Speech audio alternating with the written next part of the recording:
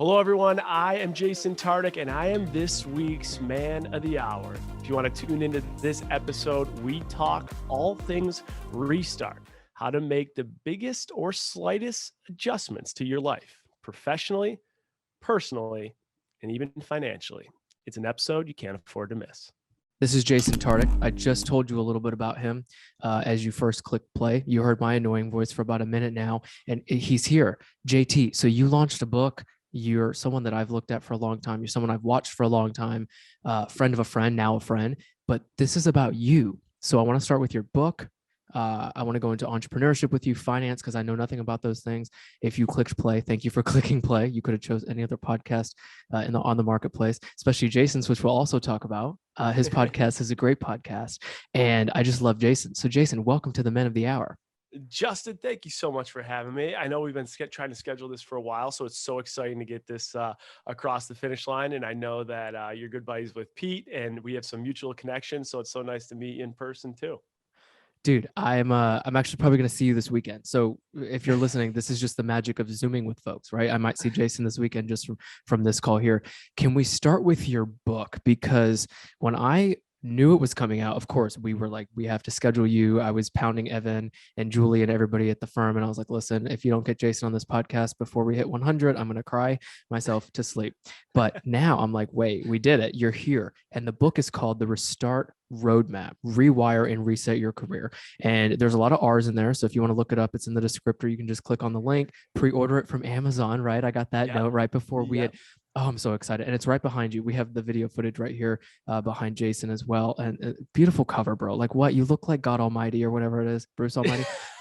Jason Almighty. Okay, I'm going to shut up. Can you tell us about the book? Why did you write this thing? That is awesome. I love it. Pumping my tires right now. This is exactly what I need on a Friday afternoon, my man. But I'll tell you what, like one of the big stories here is went on the Bachelor, 9 years of corporate America, and it was a grind. I relocated 4 times. My largest move was from New York to Seattle. It's about 3,000 miles. Didn't know anyone. I was the yes man. You tell me where to go, how to go, I'm going to do it. You tell me exactly how to dress, I'll dress. You tell me how to talk, I will be the company guy. And when I started to realize I was losing myself a little bit, like I was losing my own identity because my identity was being lived through my company.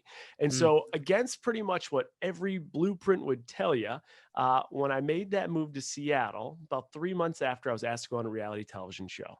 And everyone in my little circle was like, what the hell are you doing? You got a rocket ship on your back. You're not going. Parents, you're not going. Anyone and everyone I knew, you're an idiot to do this. But for the first time, literally in my 20s, I made a decision that could really impact my professional credibility and status because I did something I wanted. And it felt so good to do it. And I went on the show, The Bachelorette. And since going on that show, it's changed my life really in every single way. Professionally, who I'm engaged to, that detour turned my life upside down for the good. But after it, I went back to work. When I went back to work, it was about a year later, I was put in this ultimatum.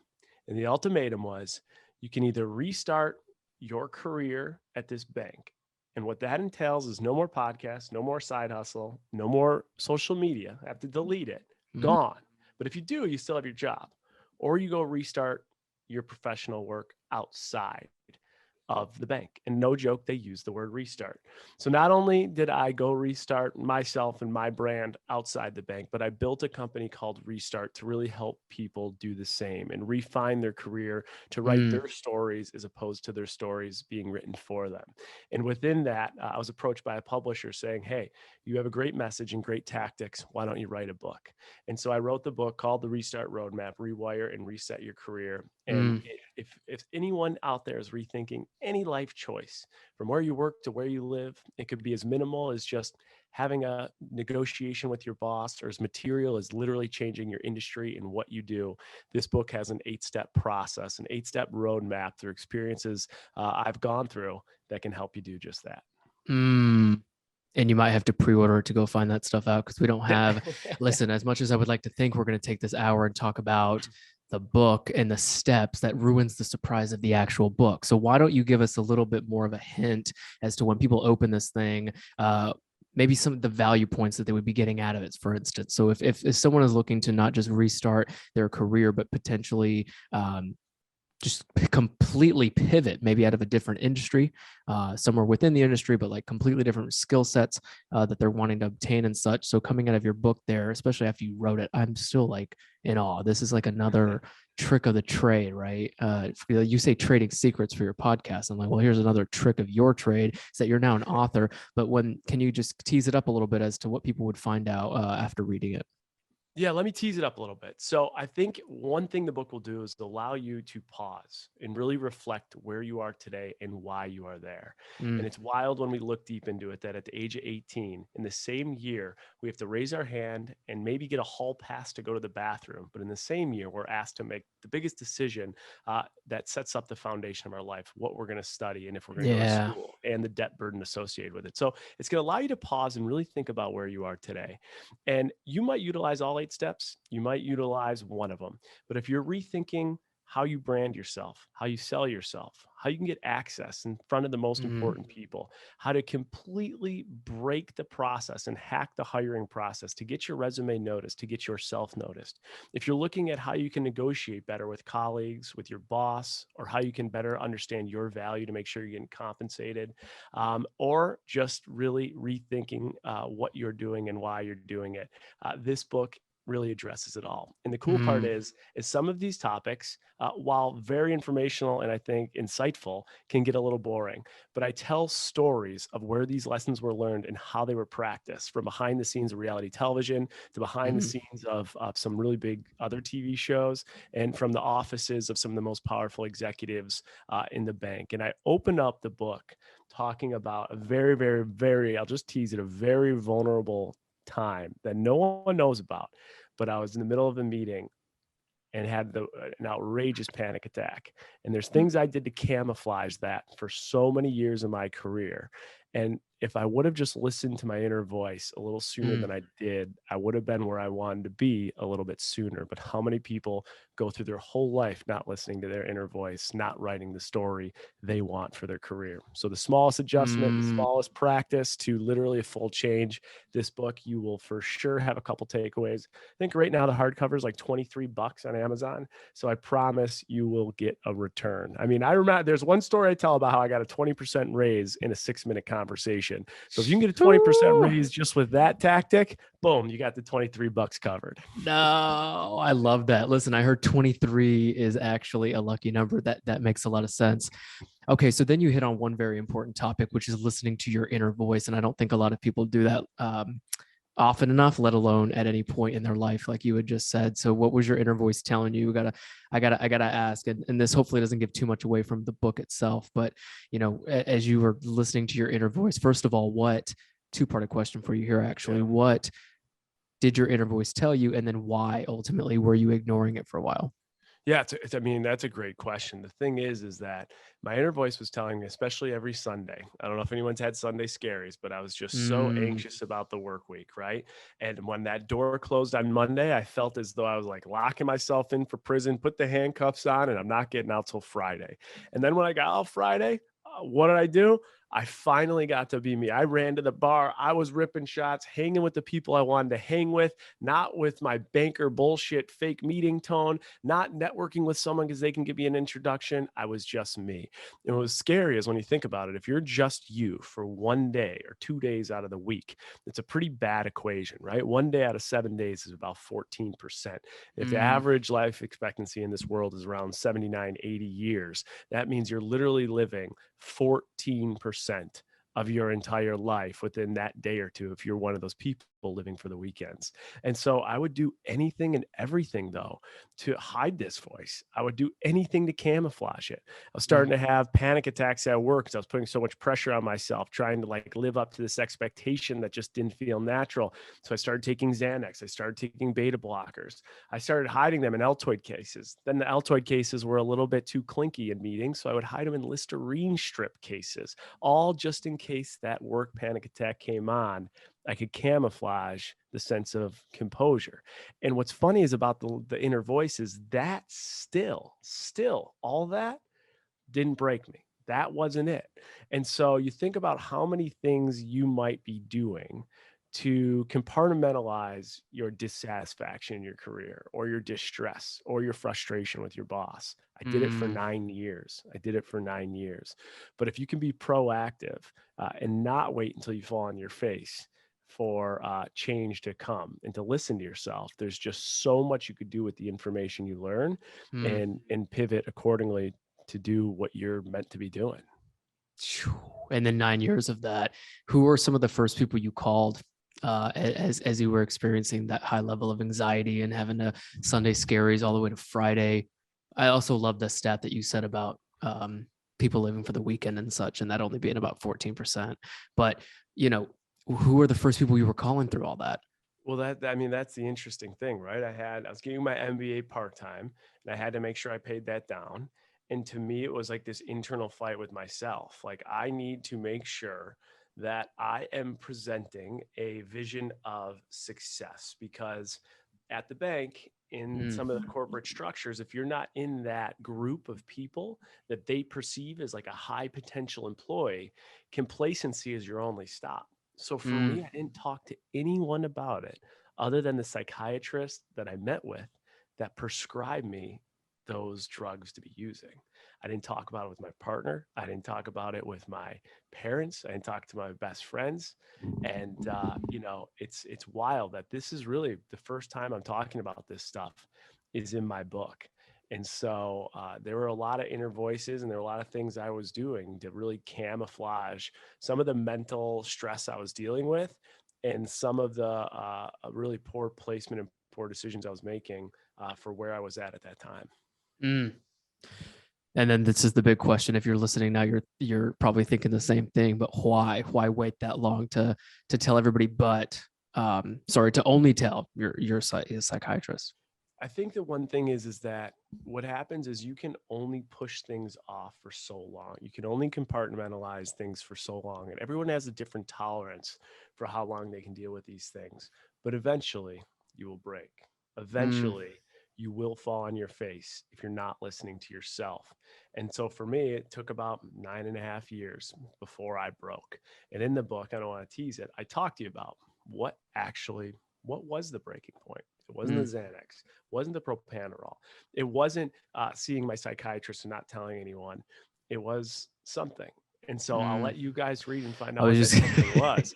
But the one thing I'll tell you is that everyone has that breaking point. How long or when it will be, who knows? But if you're putting off listening to yourself and doing things for what your best interest is and really setting the path and doing things for you, you eventually too will fall on your face. If that's how the beginning of the book starts, then I can only imagine how the other 7 roadmap tricks of this trade, right, go. I'm so excited for you, dude. This is going to be a great read. I love this. The first 3 lines here. I'm on the floor of a well-appointed executive men's room at the headquarters of an important client. At the moment, I'm having a full, flat-out featured anxiety attack, trembling, sweating, turning white as a ghost, hugging myself for dear life, absolutely terrified. There's your first 3 sentences. All right. So there's that one, man. So book aside for a sec, as because I know that, full disclosure here, Jason, I'm gonna send him off into a publishing call right after this call. So I'm gonna make sure that he gets to that. So I want to move this conversation along with you and understand the entrepreneur side of Jason, the finance, what I consider an expert. Because if you didn't consider yourself an expert before you had launched your podcast, Trading Secrets, I would now assume that you have so much more knowledge because you've interviewed some of the best people. And so with entrepreneurship, after having left corporate banking, though, like I've heard stories, your story, and now like we hear it from everybody who's in the banking industry. It just gets so intense, right? Anything to do with money just seems very tense and stressful in this country for some reason. So when you left that and you started this world of entrepreneurship for yourself, especially with Restart, what were the beginning stages of that? How scared were you? And then what were you ultimately hoping to build? Yeah, so the beginning stages of that was one, finding a gap. Like, what can my niche be? Especially when you get off the show like The Bachelorette, you now have this platform. It's like, what can I do? Mm, What can be my thing? And I think everyone, whether you have a platform or not, everyone does have a platform. If you have one person following you or 10 million, the idea here is that there's something that is special about you when you look around the table. There's something that differentiates you. Maybe it's your education, maybe it's a certain niche knowledge you have. Maybe it's your work experience, maybe it's just life experience, but there's something that defines you that's different. And for me, it was this corporate run and learning some crazy lessons behind the scenes of some of the most powerful people in banking and grinding my way to where I did in 9 years. And so I learned that not only did I have this business acumen of 10 years of corporate banking and lending over $150 million and an MBA in accounting and finance, but I had this ability to take some of these tough concepts and really break them down and make them understandable as it relates to career management and personal finance. mm, And so I think the first thing everyone's got to do there is like, what is the value add? And for me, it was that. And the eye-opening piece for the start of this business was when it was March 2020. The Dow Jones and S&P 500 were getting absolutely slaughtered. And I just asked my audience, right now, put you on the spot. Could you explain what the Dow Jones and S&P 500 are in just like a few sentences? And literally 91% of over 250,000 people who responded said they could not do it effectively. yeah, And I believe so, it. right. And so that was a huge gap. And with that gap came a business plan to educate, inform, and provide insight within these topics, and also a business plan to differentiate. And since then, we now have a weekly newsletter with thousands of subscribers. We have a business networking group that people pay a monthly fee and they're part of. We have the podcast Trading Secrets. We have a trading app called Fintron. We have the first book of 2 books coming out. And we have, a consulting platform in which we consult with small and large businesses and individuals. So it's been a great run. It's been exciting. You say we. Who's we? Can you describe this team to us? I can only imagine who you've had to hire and who you've had to talk to build a team out. Because I mean, here's the thing. And if you're listening and you're thinking, oh my God, I want to be an entrepreneur, but after everything Jason just said, fuck no, not anymore, because there's so many things that I would have to then go build, right? Based on that mission that you just described to us, which is a phenomenal one, right? It's all about the things that you had learned and what you are trying to help other people learn in probably a much more simpler way, which I commend you for, because not many people can do that. But as you've done that, what did the team look like? And like, who would you Yes. say is your team? Here's a good learning lesson too. And I've learned this. Think about anybody you look up to, right? Let's say I say, Justin, who's your favorite celebrity? And you instantly say The Rock, Jason Dwayne Tartick. Johnson. So suppose it's like The Rock, right? Do you know the army of people working behind that guy every single day, from his tequila to his PR to his showbiz to his image to who's styling him? I mean, he has an army, and that is who is responsible, including, of course, The Rock, in everything he delivers. And so that's why I always say we, because it's never just about I have a team that helps me get stuff out every single day. Every day the market's open, we have Instagram stories that Mm, break down the things you got to know in an easy way to understand it. mm, Every day of the week, every day of the year, we have posts that are out there. We have like updated newsletters, stock picks. I mean, we are doing so much work, and there is no possible way I could do this all myself. And mm, so when I say we, I have a carefully selected team of unbelievable professionals with such different backgrounds. And that's a really big thing for me, is that I mm, learned this in business school. It's probably one of the only things I learned. And it was when they made our MBA teams, they mm, gave us these very in-depth personality tests. And what they did was they made sure that our team had none of the same personalities. And so when you have people with different skill sets and different backgrounds, it can create the best teams. And you really don't want people that are replicating the same skill sets you have and the same foundation. And no one on our team has that. We all have totally different business acumen, different skill sets, and we work well as one. And we have, we have full-time professionals. We have some interns that are currently in school. We have some people that chose not to go to college who kick ass. So it's a very yeah. well-balanced team. We work every day to knock it out. Knock it out. Hopefully we see you in the boxing ring next. Speaking of knocking out, Panic attacks get you there, right? Not to bring it back up to beat a dead horse, but I have to ask you the difference of how you feel now to be kind of owning and operating your own business and your own name and your own team, compared to when you were in corporate finance, right? Or corporate banking and someone else was doing that, right? And kind of giving you that. I felt like a lot of the reasons people get stressed in corporate environments is too much pressure from from the top down. So now that you're at the top where you're kind of doing everything, how would you describe the difference in like your stress level, your happiness, your I tell people your peace. You probably have so much peace right now, right? Because it is what you make of it as opposed to what someone else is making of it and asking you to do for that, right? So can you describe some of that to us? Sure. So a lot of the bureaucracy is really what's challenging and frustrating in the political hierarchy of the corporate America situation I was working at. I Mm, would say if I had to summarize it quickly, it would be when I was going to work at the company, it was how do I get through this day? What do I do to check the boxes and be done? And the thought process today is how do I literally extend the hours that I have in this day to do as much as I possibly can? How can I broaden my output so that I'm as efficient as possible in making the greatest impact? And at the end of the day, did I move the chains for myself and my team? And so those are such totally different approaches that provide yeah. such different energy levels for really what you're trying to accomplish. So it was literally like, how do I get through this day? And this is like, how do I do everything to make the most of this day? Mm, And I work, hell I'll yeah. tell you the other thing too. What's interesting right now, I work, I mean, there are days that I work more in one day now than I would work in Mm, a week at the in bank. banking. Yeah. I But believe that. when your skill sets and your passions or everything is aligned with what you're doing, uh, it doesn't seem like work. It's so much more energizing, exciting than the prior. Than the prior. I love that that's the way you explain it because oftentimes I feel like people really until they hear it out loud, like for what you just said about taking everything that you're passionate about and applying it right to a bigger goal or purpose is that's a dream come true. You know what I mean? But you didn't. I mean, did you see this happening for yourself up until the 9 year mark of pretty much getting to the to the lowest point?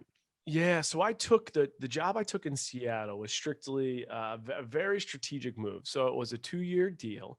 And by the way, Trading Secrets, what we do is we talk openly about money. The theory is that behind every dollar earned and dollar lost, there's a great story, and we provide more Mm, information so that each person listening can adjust what they're doing and maybe renegotiate for themselves. So when I talk open about dollars, it's because that's what I do day in and day out. And I'm not saying it in a braggadocious manner, and I'm not saying it in an I love it. embarrassment manner. So Yeah, yeah. when I got asked to go out there, it was 2017, and they paid me $110,000 signing bonus, and the base was 165 with pretty solid upside in commission. You could more than double your base salary based on your performance.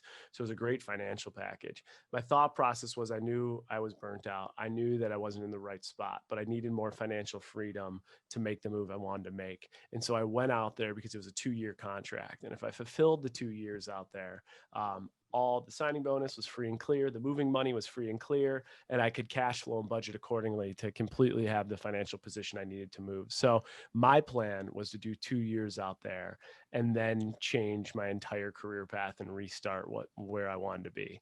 So I had a plan, and it took a ultimate detour when I got a call from the Bachelorette asking me to go on a reality television show. Yeah. Wait, so that means you then didn't pursue the full 2 years in Seattle and then you went on the show instead, or was this after? Correct. So I went on. Right? This is another fun part about the book is people always ask this. They're like, wait, how is this surgeon on? How is this banker on? How is this accountant taking 3 months to go on?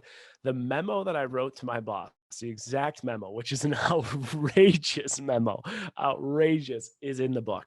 And I talk about I love that. how I got permission to go on, how I did the calculations to let them know when I'd likely be back, and I had 29 days of built up PTO that I used. After that, I went on non-paid time off, and then I came back immediately after. And when I came back after, it was about a year. It was about a year and a half, year and a half of working until we eventually decided to part ways.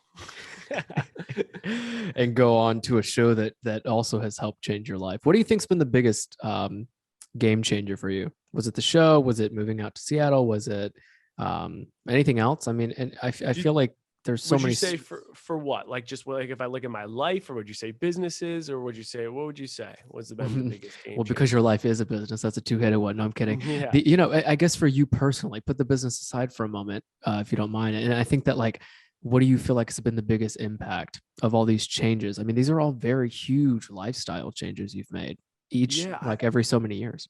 I could answer this in so many different ways, but the first thing that comes to mind with this question is there was something, as weird as it sounds, therapeutic about going on the show. And I'll tell you why. So for 2.5, 3 months, you don't have your phone, you don't have your Mm, internet, you don't have your friends to, your crutches in life to like help you out through tough times, or your family. You have no one but yourself, producers, and other cast members that are trying to date the same person, and your thoughts. And I'll never forget, it was week 2 of The Bachelorette. And I'm sitting down, producer's interviewing me, and she's trying to like get some emotional discussion going, trying to understand me a little bit. But I'm like a stone cold wall. I am the corporate banker Jason, right? Everything is perfect. We're good. What can I do for you? Absolutely. This is how we do it. And she stops. She goes, cut the camera. And she looks at me and she's like, what's going on? Like, what's your deal? And I was like taken aback. What do you mean? She goes, I ask you about your exes. I ask you about your previous life. I ask you about everything going on, and everything's perfect. You've never had an issue. You and your ex broke up, and you everything's you're in a great. You guys are good. You're cordial. Like, why do you not have emotions? Like, what's your deal? And it was very eye opening to me, and I kind of broke down in that moment. Now, like, I kind of just had this like coming to. I was like, Jesus Christ, she's right. And I started to realize I just don't, I compartmentalize everything. I don't share how I'm feeling. And that's because I'm so caught up in the day to day and, all the stuff and mm, technology that life's bringing our ways. Just keep pushing ahead. Don't connect with yourself. And that was a moment where things started to change for me. And I really started to connect not only what I thought made sense, but I started to connect like my head and my heart. And I started getting that's comfortable huge. talking about like, why would I not talk about some of the struggles I had? Why would I not talk about the fact that my ex-girlfriend cheated on me? And I'm really hurt by that. And that has a huge impact on who I am today and the next moves I make. Like, why don't I talk about these certain things? Um, Shame on me. And so that was a personal time that I'm grateful for, and has really helped me be extremely more vulnerable and honest and authentic with the way I'm feeling and the way I'm thinking, not just the way I want it to be perceived. Mm, and take. Because that was recorded. I didn't do what the producer did. I was like, you said she was like, you cut the cameras. Cut the What? cameras. And That's they did it. such They a cut it. The lights went out, everything. She's like, what's wrong with you? I was like, yeah. what? What do you That's mean? What's wrong? intense. It was That's deep. intense. And That's life I'll never changing. I'm forget so that. glad I asked you that question, dude. Because I mean, think about it. That's the main reason people continue to run away from their experiences that are probably more life changing than they would have expected. It's because they don't realize. You said the head and the heart. That fucking hit the nail on the head anyway. Connecting Totally. your head and heart. And if you've been like through autopilot, I'm not telling you what you were going through, but if you are set on autopilot for that many years in banking, holy shit. Like I think anybody who's going through that might have also been like a little bit disconnected emotionally. Totally. It's just that your behavior doesn't at all align to your emotions. And if that's the case, I think everyone needs to take a pause and really think about things, because yeah, I mean, it is so critically important that you align those Mm, two behaviors and emotions and really understand yourself. And that goes for personal development, that goes mhm. for your relationship development, that goes for professional development as well. I want to talk a little bit more about trading secrets, but before we do that, uh, no, I'm kidding. Everybody's probably like, wait, what is he gonna do? Is he gonna tag an ad? Is he gonna ask Jason to like jump up and down, do a backflip? Da, da, da. No, I'm kidding. Before we do that, I want to ask you, as you've been hosting your podcast, is Mhm. there any part of you that has been so emotionally in tune that's, I mean, you mentioned the word vulnerability and being open now. When I have listened to your podcasts episodes, I feel like it's all honest. It's just an open book, like you had said. It's all about finance, but ultimately, like you guys are talking about everything everybody else would consider like what do you call it? Like you just shouldn't be talking about certain things within money, but you guys are talking about all of it. So having gone through the Bachelor show, and you can probably see why I'm teeing up this question, but going through the Bachelor show and having that producer get you as emotional and vulnerable as she did then, do you feel like that's now made you into the podcast host you are now to at least produce these incredible episodes on Trading Secrets? I think it's helped with everything, right? I think when you share vulnerability, it helps you with your connection with your friends, your family. It helps me with my business, and certainly the podcast. When I can be open and honest about a struggle I had or a success I had, if I can share those moments, I'm instantly creating an open environment for someone to do the same. And I think just like in general, it's like that's like the depth of human connection. Human connection is built on shared experiences, vulnerability, honesty. If everything is high level, it's going to stay high level. And so I've learned that really digging deeper definitely has helped me in every realm that I operate, especially the podcast. But the one tactic I always use with the podcast, whether it's, A-Rod or like today we had one of the Real Housewives of New York on, regardless of like what the status of these people are, I always lead by creating open vulnerability by sharing experiences first, right? So I'm going to take that first leap of faith. I'm going to be open and honest with you. I'm going to be self-aware about where I screwed up. And if I do the same, it creates an open discussion, an open environment for my guests to also do it. Would you say there's especially as you've done so, what episode number are you on now? I should click this little thing, but I don't want to come out of the Zoom call. So we're almost on episode 50. So we started late May of last year. We just do one episode every single Monday. We're almost at our annual first year. So we're just months away. Oh, that'll be linked down in the descriptor below, everybody. But as you're interviewing people, do you think it is a trick? Or is it something like, what is it about connecting with people on such a deep level that you've found to become a more comfortable doing so? Because I mean, everybody's always like, yeah, you're extrovert. Like you and I are like people, Justin, Jason, you guys are extroverted. Of course, you're fucking interviewing people for an hour at a time and becoming their best friend. Think about it. That's how Pete and I became friends. But I'm like, well, no, it's not just that, but I want your answer. I can give mine, but for you, what's been like a secret sauce, or is it something that you just have to continue to practice a formula of creating those deep relationships and conversations, really? I want you to take this example. Like think about let's not all forget, like introvert or extrovert, we are humans, but we're animals, right? So like we have like natural tendencies that we can't escape because we are literally living animals. And so like when we get into the elevator, what do? We all clench up, we look, we're tight, it's weird, it's awkward, right? This is a protection mechanism that has stemmed from thousands and thousands of years of being, what we are. And so I think one of the biggest takeaways from that is if someone knocks on your door or someone cold calls you or someone comes up to you at the bar or someone introduces themselves, the natural instinct of a human is to protect and guard up. Like if someone knocks on my door, who the fuck are you? What do you want? What do you need? Someone cold calls me right now. What do you need? What's going on? What's the problem? What's the problem? Someone comes up to me at the bar. It's like, okay, what's up? What's your name? Who are you? Like, why are you inviting yourself into my space? And as humans, we can't avoid it. It's thousands and thousands of years working against us. So my biggest tactic in building relationships or interviewing or doing anything or seeing, going up to someone at the bar or whatever it may be. And this is a huge, huge selling tactic for anyone that's selling out there. Is bring those walls down, bring those guards down, pose yourself in no threatening way whatsoever. And as soon as you can get someone to just let their guards down, you're not here to push them or to ask for something. You're just here to have a conversation. Then things will change. What is one way I do that on the podcast?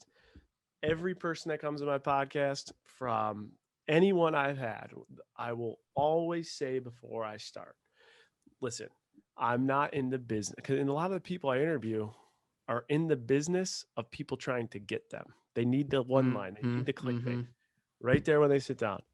I'm not in the business of clickbait. I am not in the business of trying to get you to say something you're not comfortable saying.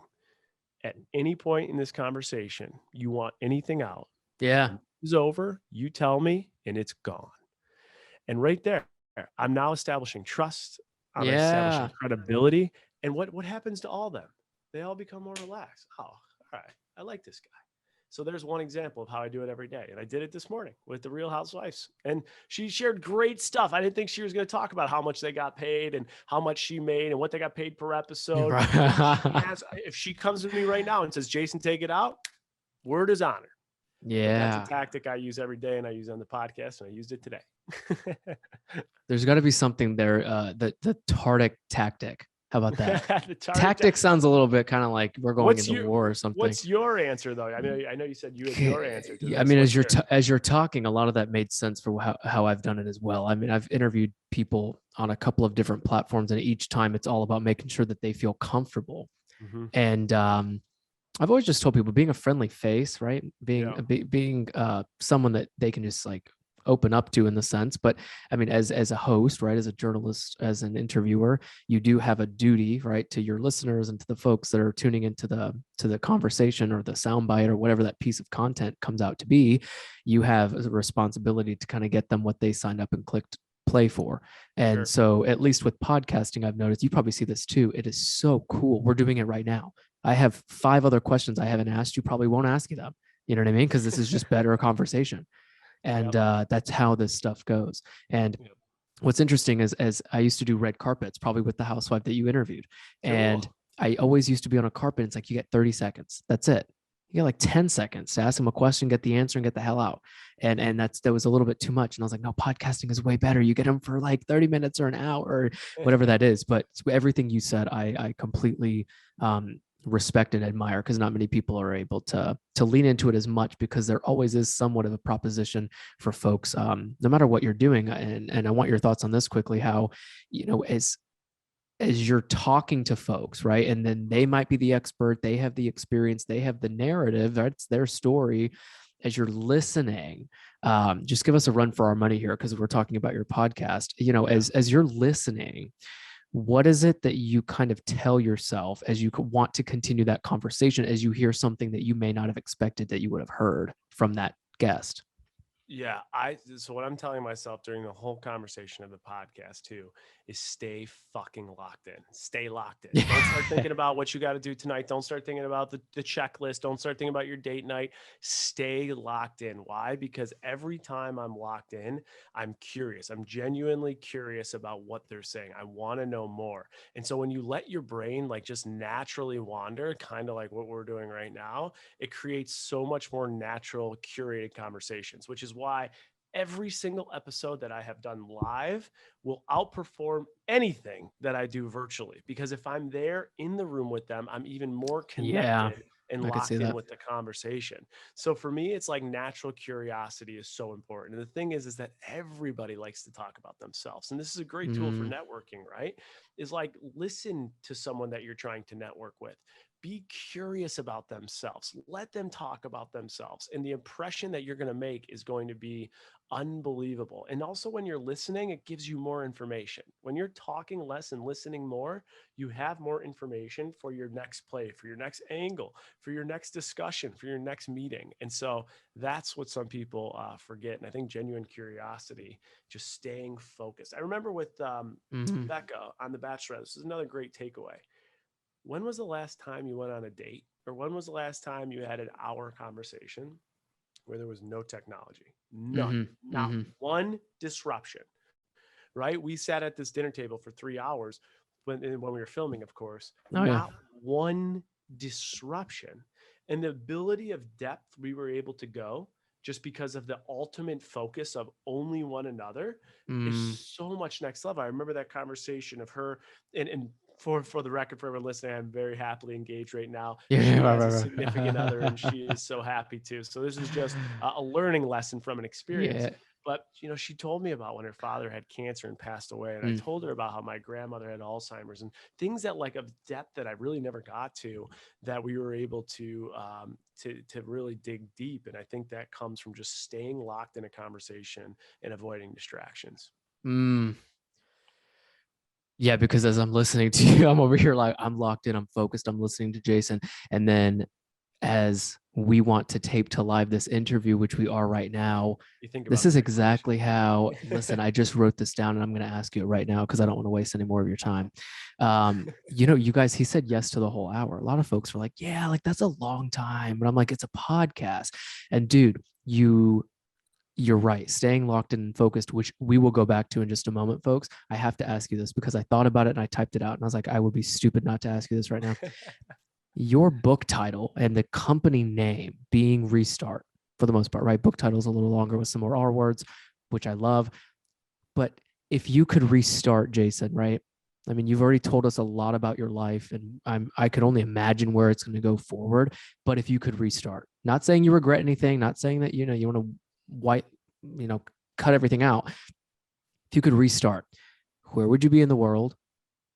And what would you want to see yourself doing professionally and personally Interesting. So if I restarted my entire journey, like if I hit the today? erase button and I was like, where am I next? That is a great point. Great question. I think I'm definitely where I want to be, but if you said you can't be where you got to be and you got to take a whole different direction, I think one thing, I think I have a good ability to lead others while having the ability to also be led, which is a unique characteristic. Most leaders, I think, have the ability to lead, but they can't also be led.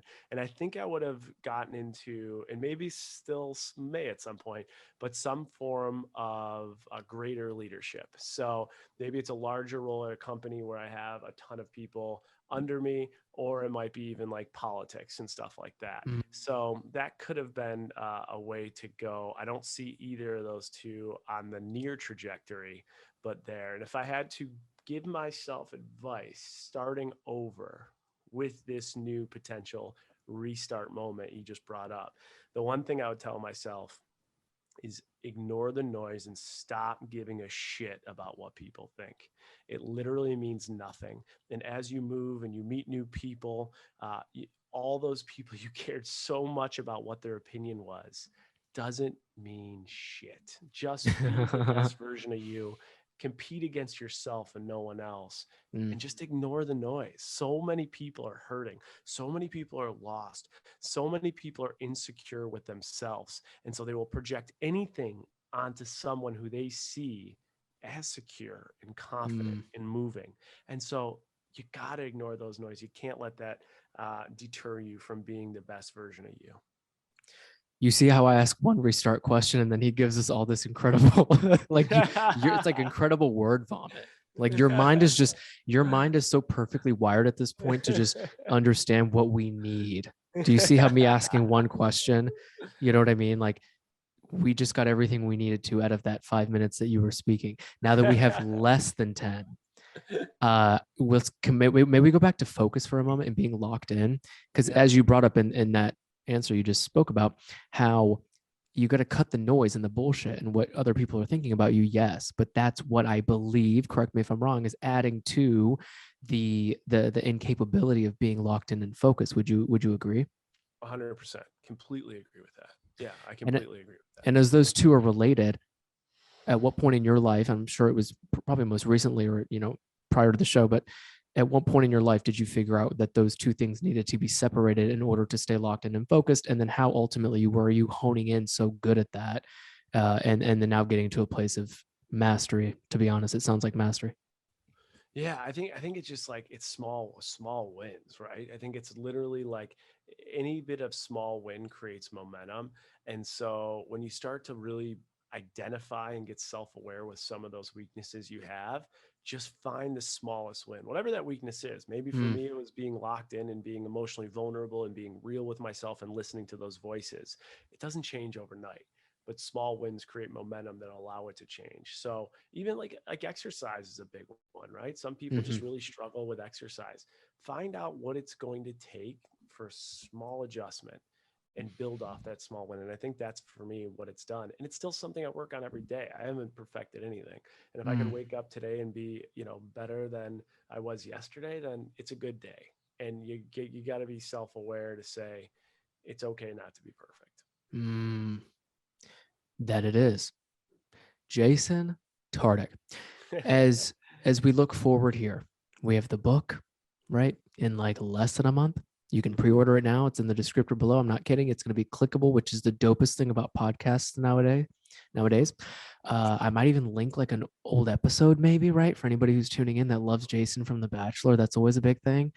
And, you know, looking forward, you have so many things you're working on. I think the Restart brand, I don't just think, I know the Restart brand is incredible and phenomenal. It's only going to get bigger.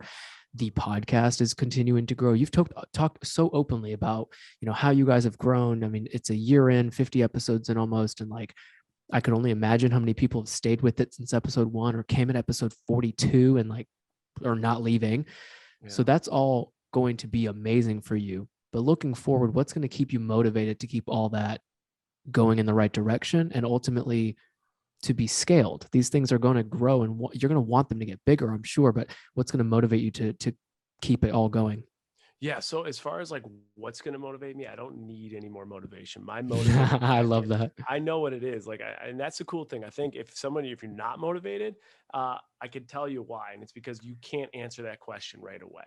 So right now, anyone listening, if I say, what drives you every day? If you don't know the answer, it's time to really do some digging to find the answer. For me, every single day, I work my ass off. It's not for the paycheck. It's not for the big money. I work my ass off so that I never have to work for anybody I never want to work for again.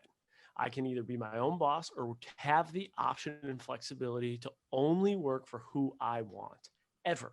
That is my goal as long as I live. And that's what keeps me going 24/7. So that's my motivator. How I think, like, what will be next? I think continuing to, so the cool thing about the Restart brand and everything I've been able to do is I've noticed that I'm starting to gravitate towards helping other people do the same.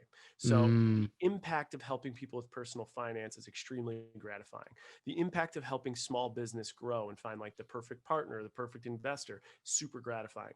The impact of seeing people come off the Bachelor, Bachelorette. I was going to say, yeah. And really helping them strategize with what's next, how to build a brand is extremely gratifying. So under the Restart brand, whether it's small business investing, it's brand deals, it's the podcast, it's the book writing, it's the newsletter, whatever it may be, the blogging, these are really cool experiences I want to continue to grow, but I also want to continue to help others do the same.